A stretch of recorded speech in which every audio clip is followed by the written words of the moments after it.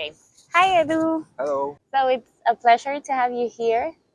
And I would like you to tell us a bit about how your journey with the music has been for the past couple of years. I know you're like also a music therapist. So, yeah, what can you tell us about that? Well, my path with music in the last few years has been especially through natural medicine, particularly ayahuasca, sometimes wachuma, and it has been a path of self-discovery through sound. So, how does that work? How do you think you've been able to connect through music in order to understand better how you're feeling or like your experience? Well, I'm still discovering how it Mm-hmm. works, Uh-huh. yes, but one of the things is that singing, for example, happens mainly on the basis of the breath.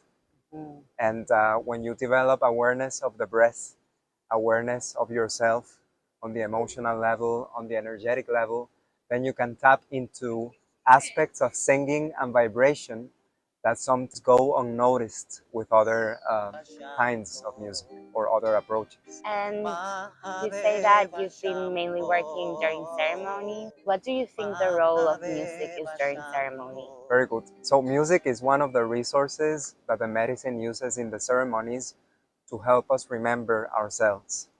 So, such as the medicines themselves, as in the case of tobacco, which generates a certain state of consciousness. Music, depending on the tones, depending on the pace, the rhythm, will also generate a certain state of consciousness.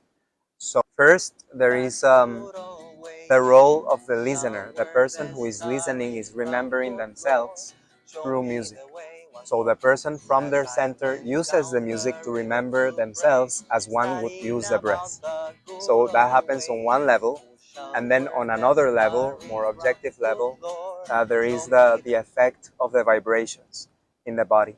So certain combinations of notes or certain chords will generate diverse states of consciousness. For example, a person who is tapping into their sadness can be assisted by a certain form of music, either to go more deeply into the sadness or to become aware of other emotional states that at the moment may be unnoticed, depending on the best therapeutic option for the moment. Hey, and is this something you've been developing on your own as you started to like maybe sing or have music during ceremony, or is this something you were taught? It's been both.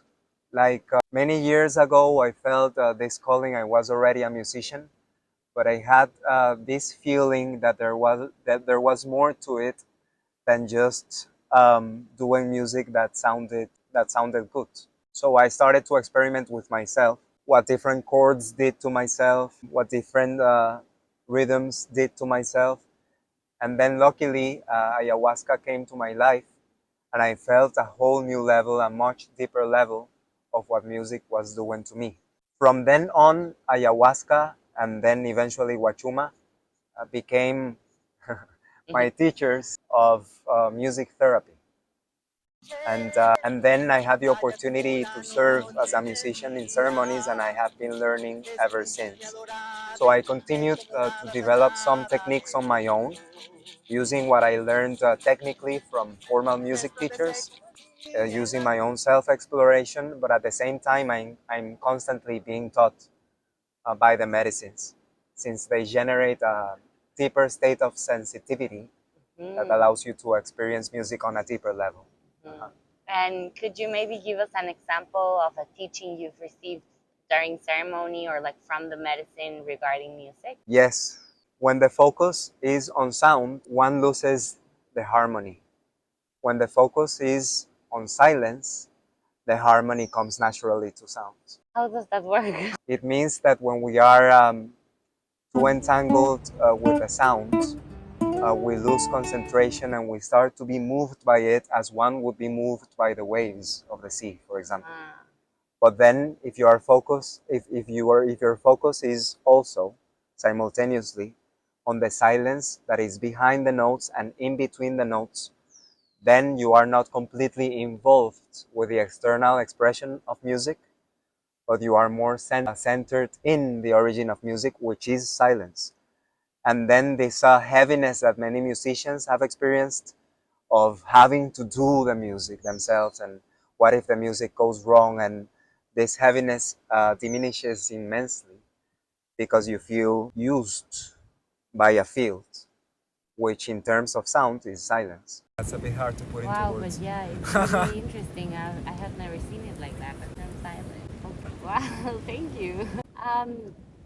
Yeah, like in my personal experience, I've also felt how music is able to kind of direct the energy of the during ceremony, and I think that's something so interesting. Like I feel that sometimes it can even open processes, or like what you say, like help people um, maybe center themselves again. It's so interesting how it really is like a tool. Yes, yes, definitely, definitely.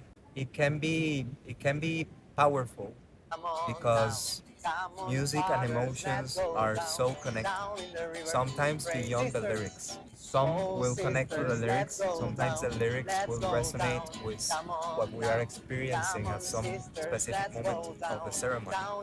Or sometimes it is the tone or even the sounds without words, such as in the case of the harmonica, which will create the deepest of the states. Wow. Thank you so much for this. I don't know if you wanna say something more, if you have any thoughts, any personal. Well, I feel very humbled by the opportunity to study this in my own life. I am myself a student of sound, of vibration, and it has helped me become more aware of the way vibration and breath are taking place in our daily lives now. So, for some reason, we become more alert when when the music comes, like a song starts and something awakens in us. But through the study of what I have called therapeutic singing, we we start to feel that calling every time we hear a person's voice, like a person's voice and the sounds of nature here, for example, so beautiful with the beach, like everything may be informing us. So life, for me, has recovered much color through the study of vibration and breath in my own life, and through the opportunity of teaching therapeutic singing. Amazing, thank you. And I don't know, for maybe people who might be interested, how can they work with you, or how can they reach you? Well, they can find me via WhatsApp, Mm-hmm. and should I say the number? I'm gonna write it in the description. Very good. Yes, they can Uh-huh. find me via WhatsApp, via Facebook also. I have a Facebook page and an Instagram. But WhatsApp is good for communication and getting to know each other. Okay, amazing, Edu. Thank you so much. Thank you.